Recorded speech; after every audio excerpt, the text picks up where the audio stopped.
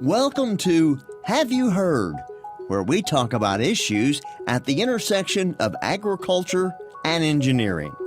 Let's get started. Here are your hosts, Morgan Hayes and Josh Jackson.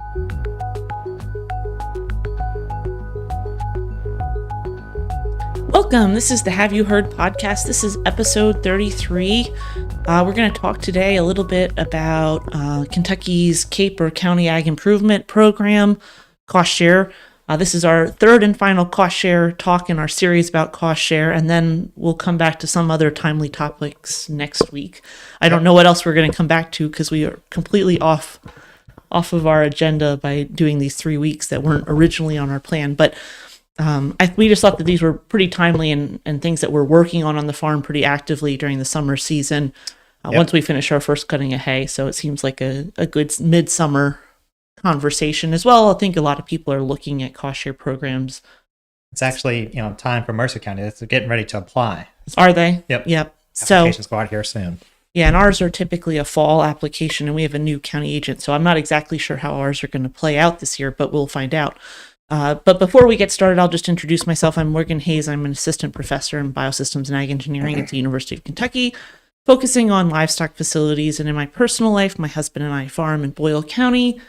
We have a commercial cattle and hay operation. And I'm Josh Jackson, assistant professor in Biosystems Agriculture Engineering as well. My focus is on precision livestock farming, and I farm in Mercer County, where we focus on registered Angus cattle and hay production. Okay, Josh. So before we even get into the CAIP program, let's just talk a little bit about what's been happening on the farm for the last 2 weeks, because last week were at ASABE. So we have a week where we were both gone and other people were responsible for the animals. And then we have another couple of days here where we've been back. So prior to ASABE, there were a couple cows that came in heat, went ahead and bred them, tried to get everything ready for when I was gone on my trip. And so apparently everybody didn't check the one group of cows, and so they mowed down the field. It was like a golf course almost. And the greens, it was down. So they grazed it pretty hard. And so went ahead and rotated them, luckily got some rain, so it's probably not going to be too hard on the field, hopefully. So did some bush hogging, knocked down the ironweed, knocked down all the weeds, and then kind of just did some sorting of the cows, getting ready for, hopefully fall calving here soon, another month or two. So nothing too crazy, and still repairing equipment. Yeah, there's always equipment to repair. Always. Yeah, similarly, we had, I said that last time we gave the update, I did say that we got our tractor repaired. We did get it back. That was good. So now we have all tractors that are all drivable at the moment, which is positive for when hay starts up again. Fortunately, we're in a rainy period here. This is a huge blessing. We left, it was brown on the farm. A lot of our fields were very, very dry. And there's a little bit of rain while we were gone, and it actually looks like it's going to rain a significant amount this whole week, which is a huge blessing. We really need some rain right now to make sure that our second cutting comes in. We also finished hauling in almost all of our first cutting hay that was coming in that we were purchasing is in and stored dry, and we got it in before the rain started this week. So that's a big deal. In fact, we got home on Friday of last week, and hay came in Friday night of last week. The last little bit of hay that needed to come in got hauled in very late that night. My husband was absolutely thrilled to be up after midnight unloading it, but there was no dew, so it was a good time to get that hay in to make sure it was there before the rain started this week. So we got that done. We've been rotating animals as well, making sure that everything's on grass, being strategic about what we're going to cut for second cutting and the order in which we're going to cut it, making sure that fields that we think we can stockpile behind that second cutting, if we do it early enough, and get some late fall grazing on, that we account for that correctly. Okay. And then also preparing for that fall calving cycle. It's coming. I know with that rain, I was kind of wishing I put down a little fertilizer, just a little bit, for that kind of stockpiling, but it's a little early. It's early to put it down. I'm hoping that we get into a cycle where we see rain on some regularity, because that would make me much more comfortable with putting down some fertilizer in the fall.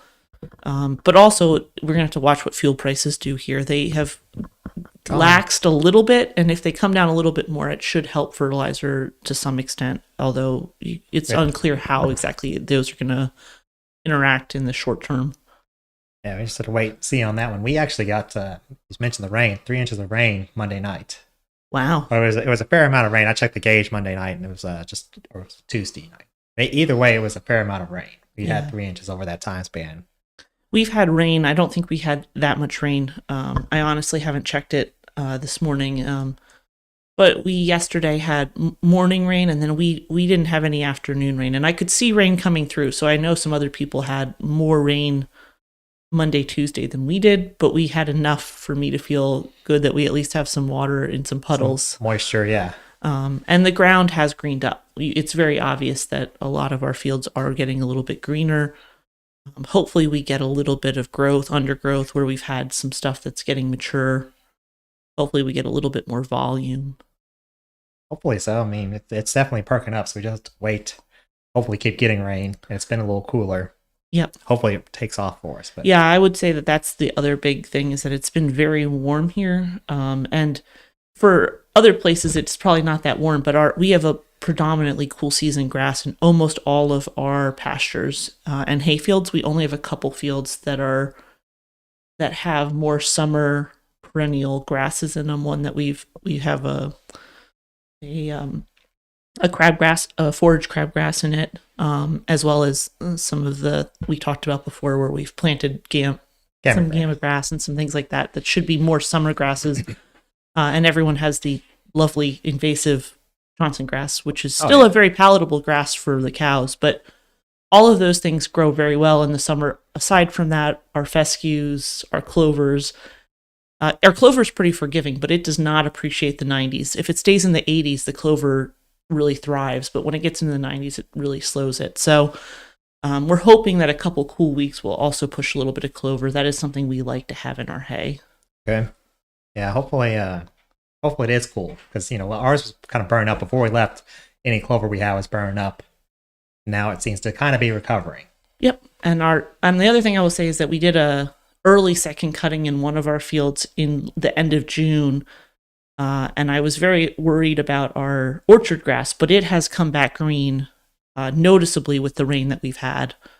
So I felt very nervous about cutting it and possibly even further restricting the root zone on it, that it might kill it with the dry heat we had this summer, but it's recovering as well. So that's a positive. Not growing fast, but not dead. Yeah.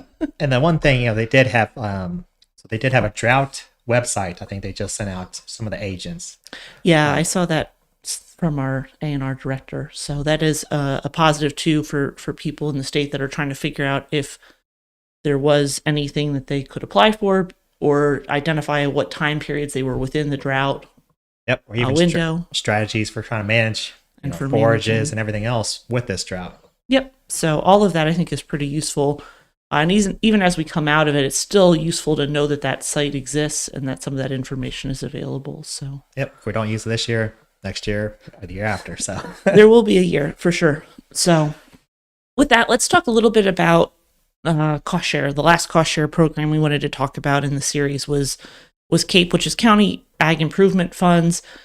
Before we talk about what we've done with them, maybe we'll just touch a little bit on the program and why it exists. Yep. Just for anyone who's not familiar with it. So it's it's from that tobacco buyout. So the tobacco buyout came through, and we had tobacco settlement. And so the states that produce tobacco and the counties, was kind of allocated on how much tobacco they produce in that county. They wanted to figure out, they had this funds, and they were able to funnel some of it to, some of it to the general fund. Others they actually allocated for agricultural purposes. Yeah, and Kentucky was very intentional. I don't know for people in other states.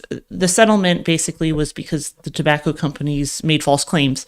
Yep. And so as a result, they settled with a number of states, including Kentucky, and that money came in.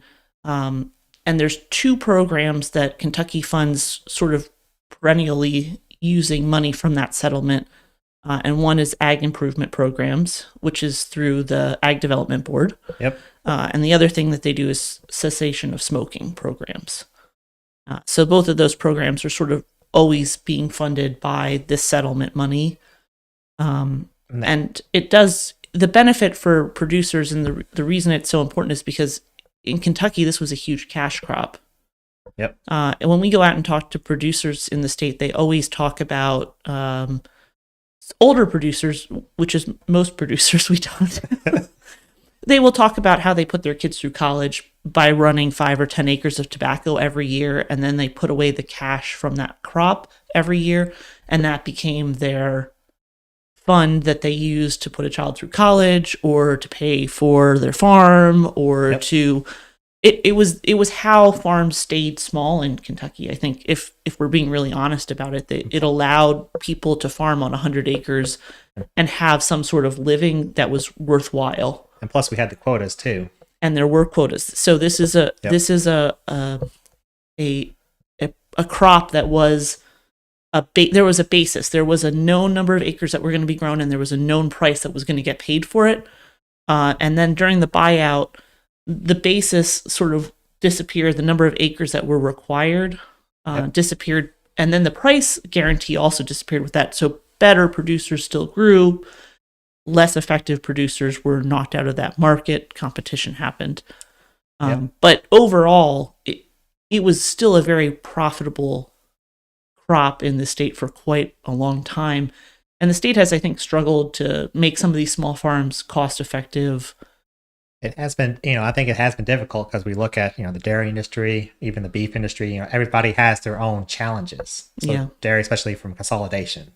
Yeah, so I think that the CAIP program was intentionally designed to feed a lot of producers. And the way that the questionnaire works is each county assigns money themselves based upon their own decision-making and rules in their own board. Sometimes it's Farm Bureau, sometimes it's people from the extension office on a board, whoever it is that reviews these, and they have their own scoring system that they use within each county. And it can vary a little bit by county to county, but there are certain things that universally across the state will cause someone to be a higher priority for getting funding. Right, because they usually say, what have you done to diversify your operation?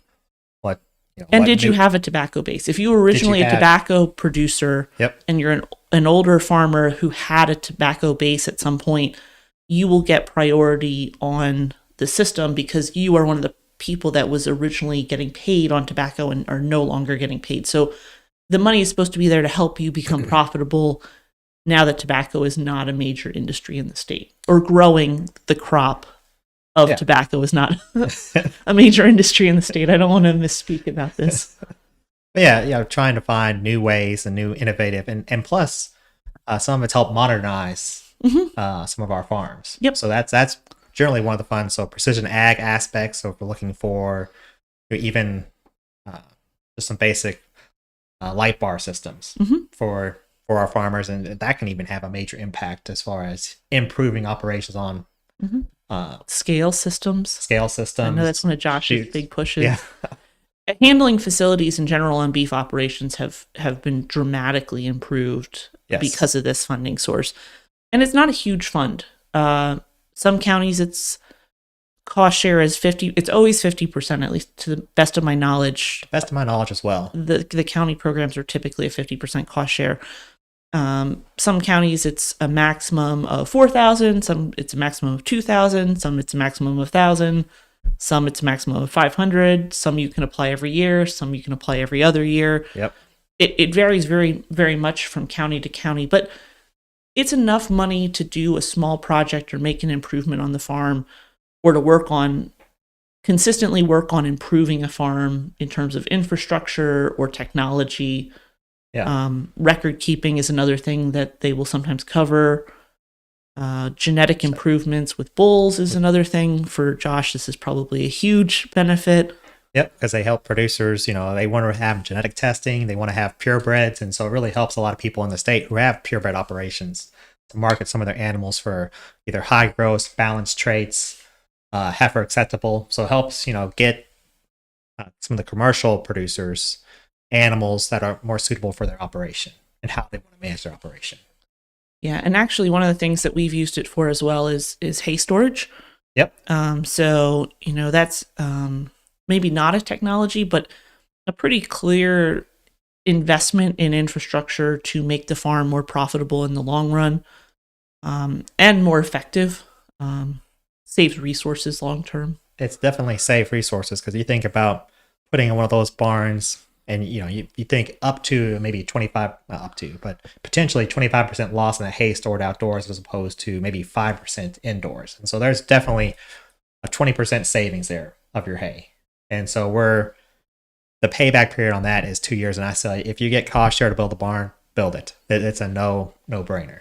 Yeah, and it doesn't even have to be, I mean, it's clearly not going to be a 50% cost share with the dollar amounts I mentioned, but any little bit, if it helps push you over the edge to do that project, I think it's a great thing. So we've used it for that. We've used it for rock and crossings.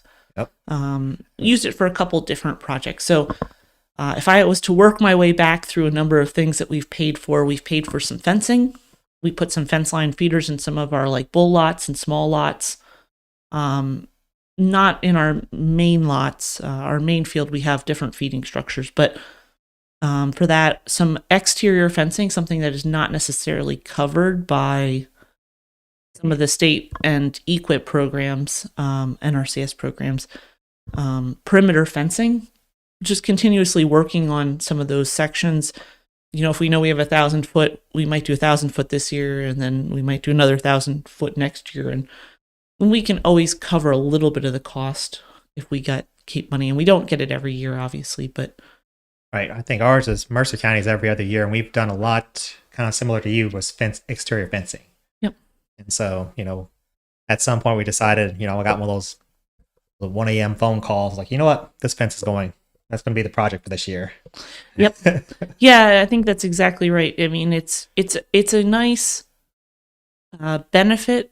I don't, at least in our county, and this is maybe a little bit different in other counties, but some of ours are retroactive as well. Our program, the CAIP program, the way that the CAIP program typically operates, at least in my county, is you apply, you select categories up to 3 that you think you might be doing work in, and then you get approved after a month or 6 weeks or 2 months, however long it takes for the board or the group that's meeting to approve certain projects. And then when they come back to you, you have a certain amount of time to finish the project. Yeah. But ours we tend to get our applications out late in our county. I'm not entirely sure why that is, but what ends up happening is it's retroactive. So if you started the project right when you applied and you were already working on something, you can usually do it as long as your receipts were within the certain window. So I can purchase fencing supplies in May and work on my fence over the summer, and it might still be accepted even if my application didn't go until August and my approval didn't come in until October. Right. So that's really nice in the sense that, like, I can choose categories I know I'm working on that summer. Like, I actively know right now I'm working on certain projects. I have a perimeter fence and some other things. So we will apply in the fall window, and it probably a project that we're working on this summer is what we'll actually get funded on.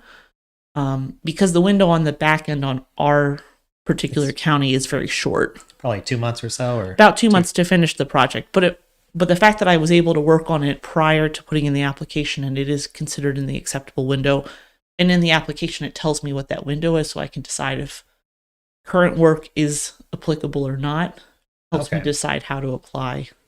I know, like, traditionally, some of the other projects we had worked on was like handling facilities. Mm-hmm. So we upgraded all of those to, especially some of our outdoor facilities, it was slowly over several years. So first we got the squeeze chute, and then improved our handling facilities around the holding pens and the crowding area. So it was a gradual process, and then finally got a loadout for the facility. Yeah. And we also have purchased a new chute. We also use the old chute still, but it gives us a more permanent handling facility at one of our primary working facilities, and that's nice. And probably a lot safer too. It is safer. I mean, our older one is still pretty safe. We've done work on it to make sure it's going to remain safe, and we wouldn't want to use one that's highly dangerous. That would be not ideal. But I mean, well, it was just to seem like it was a little bigger chute for your. It is a bigger chute, and for us, the cows, we can make them work in both but when we get to the bulls, we certainly want the larger one. And some of our bigger, older cows, we like to push them through the larger chute. Anything that's, 8 months pregnant, we'd prefer to put through a larger chute too. It's just the nature of having bigger, framier animals.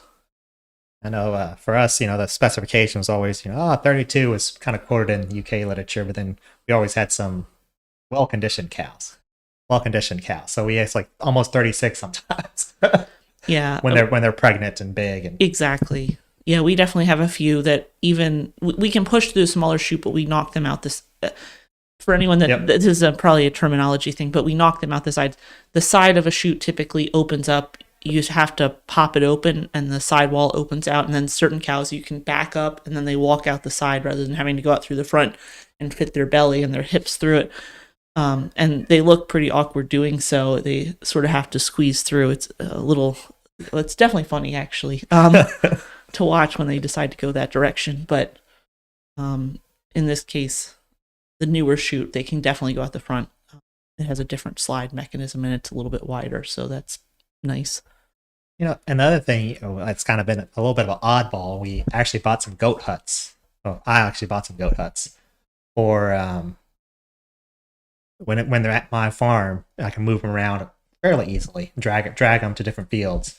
And so we can move with the goats. So that was kind of a different. It was maybe a structure. Can't remember what it exactly qualified for, but there was like structures. Mm-hmm. There's one's dedicated to water within CAIP. Ag diversification. I think some leadership aspects. There's a lot of different areas. I think there's also within diversification, sometimes small ruminant is an option under diversification. So sometimes it will allow you to bring in another species, small ruminant, sometimes poultry.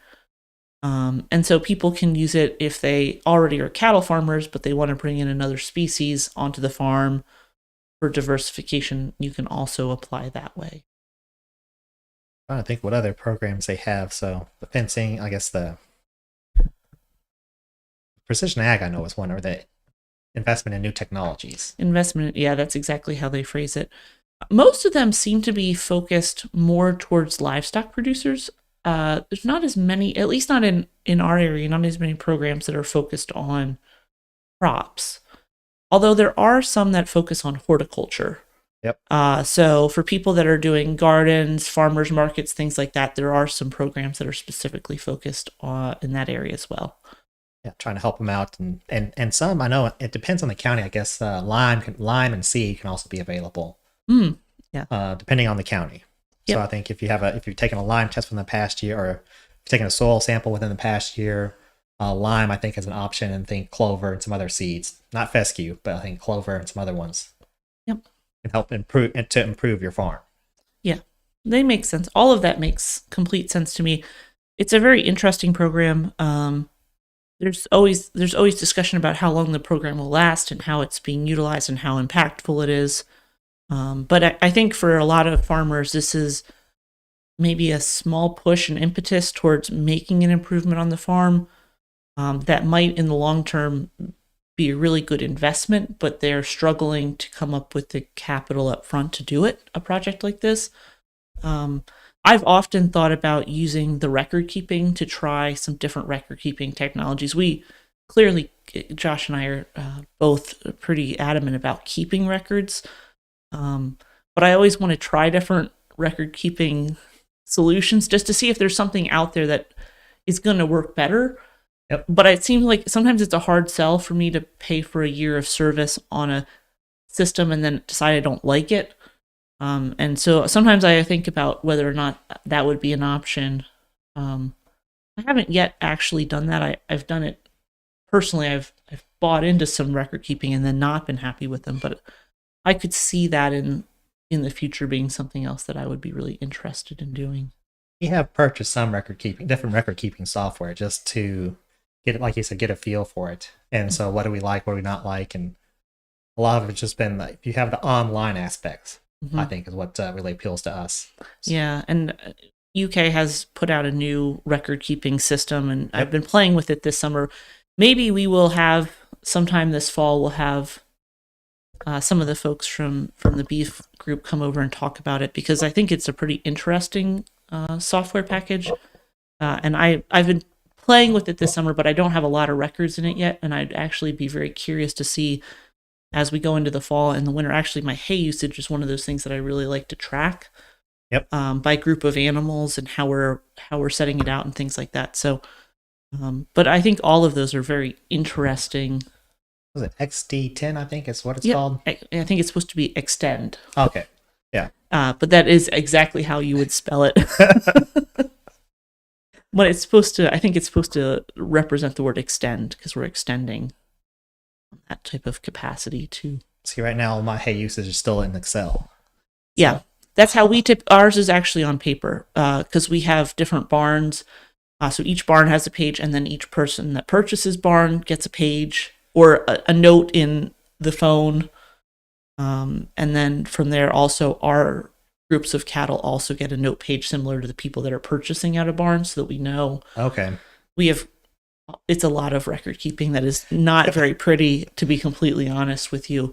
So if I could find a really good system for doing hay usage, that would allow me to do both sales and usage internally on the farm, I would be a very, very, very happy lady. I have yet to find one that I think is perfect for me, but the solution we have is working, but it's not ideal. And I keep there was I can't think of the name, but some software as well that actually tracked the number of cattle in pasture and how you rotated them and the days of rest. And I think his soft X10 is going to do that as well. Mm-hmm. But it's just getting that and allowing others in my family to see that benefit. Yeah, and know that there is a definite cost. And when we just show them that it does make sense. Another way to show them that it makes sense to put that fertilizer down on the pastures. Yep. So that's what's been happening. I think that's a pretty good, at least, overview of how we've used the CAIP. I think it's really a nice program. Hopefully people take advantage of it. I would say of all of the cost share programs that are out there, this one has probably the least hurdles. Yep. It's probably the smallest dollar amount, but the least hurdles. There's the least restrictions on what you can do with that money. It gives you a lot of flexibility in how you use it, as long as you can justify that it is in one of the programs that your county wants to support. Right. And of course, you have to be in a county that had some tobacco base to begin with. If you're in a county that had very little tobacco base, there's very little money available for you in that program. So a lot of East Kentucky counties aren't as well off. Yeah, there are some counties that have hillsides and did not ever really have the basis to bring in the kind of dollars that were available here in central Kentucky. Yep. So I guess with that, for what's going to happen on the farm this next week, I guess we're looking to still work with some cows. We got the county fair this week in Mercer County, so the county fair taking care of that, sheep show, beef show, and then we're working towards actually on the farm. I think we're going to go ahead and start giving our E. coli shots. So we should be about either this weekend or next weekend. We're giving E. coli shots for the upcoming fall groups. So is that for all your cows or just your heifers? We're going to do about, we got to calculate it out. So I think we have 4 different groups we have to treat over time. So okay, we'll hit maybe 1 this weekend. I think that's some of our cows. And so I thought it would be heifers, but it's more so our cows. And then we hit the heifers, and just depending on how and when they calve. Okay. According to the AI or observed breeding it. Yeah. Yeah, we will be finishing up some bush hogging later this week, depending on rain, and possibly it's already getting done. I don't know how the weather is out there today. Other than that, we have some animals that are going to rotate later this week. We have some repair work we're still working on. And I'm trying to think what else is happening. I guess we do have a group of calves that needs a second round. Typically, we would have had that done already, and we haven't gotten that done. With the heat, we just haven't wanted to pull up the cows. It's been hot enough at night that even early morning doesn't seem like it's worth it, even to get the cows up just to sort them back off to get those calves worked. So hopefully if we get a little bit of a break in the weather, which it looks like we're going to here this week with temperatures, we'll have a chance to get that second round of vaccines into our calves. Okay. Yeah, it definitely has been warm, so it's It's a lot easier to work them in those mornings or evenings. Yep. And that's our week for you. So we will see you guys again next week with another podcast. Thanks for tuning in.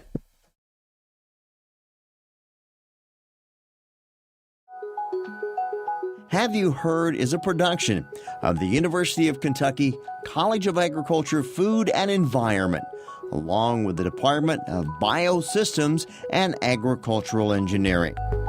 Discover what's wildly possible at ca.uky.edu.